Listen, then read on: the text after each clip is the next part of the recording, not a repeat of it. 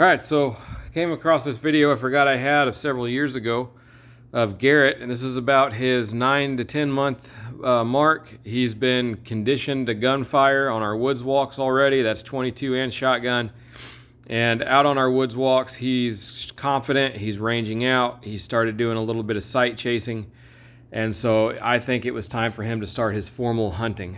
And so what I did is I cage trapped a squirrel. I'm just going to give you guys a warning up front. You may have to do this several times to get the desired outcome. I like to go out into kind of like a little fieldish area where you only got a small cluster of trees, not in the actual woods where there's a million trees, especially not in the area you caught the squirrel.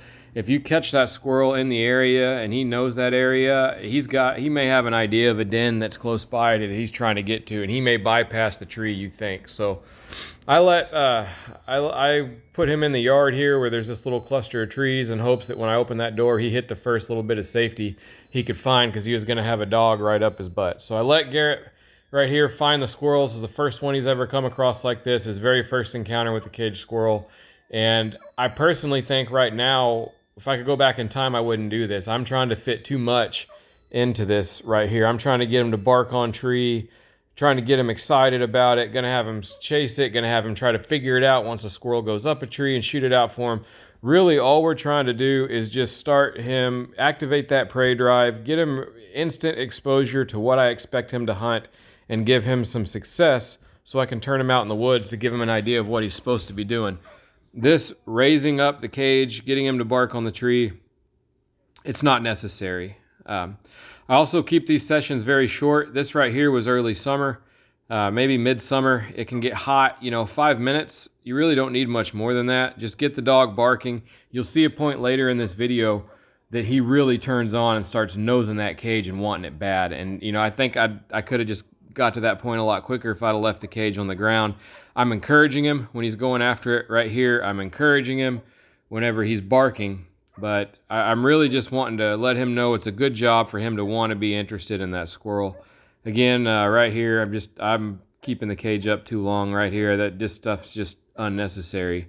I'll say that I don't do drags. I think this is a much better alternative to a drag. You're dropping, they say, 50 million skin cells per minute or hour, something like that, when you're out walking around. So if you're dragging a dead animal skin around on the ground, you're leaving as much scent probably more scent at that point, because you're still alive and that animal isn't, and you're probably shedding more scent for that dog to follow on your track than you are the skin that you're doing a drag on. And this is way more stimulation right here to activate prey drive. I don't really think drags even activate prey drive, which prey drive is it's the motivating factor, and it's why they use their nose. They understand that. So right there, boom, he turns it on.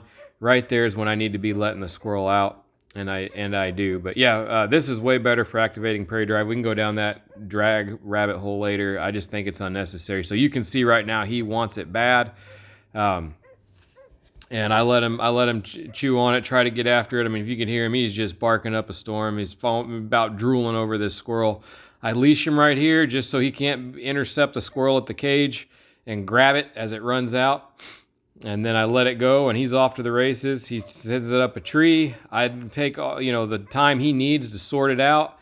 And the moment he whimpers and gives a bark, when he looks up that tree and figures it out and lets out a noise, that I'm going to shoot him. I'm going to shoot that squirrel out to reward him. That's just the beginning of driving home the lesson of, hey, this game ends at a tree. It can be sloppy. Squirrel's not always going to go up the tree. You may have to do it several times, but you can fine tune and you can finish this stuff later. I didn't film all of this because I had to go inside and get a shotgun. So here's the first introduction to a caged squirrel.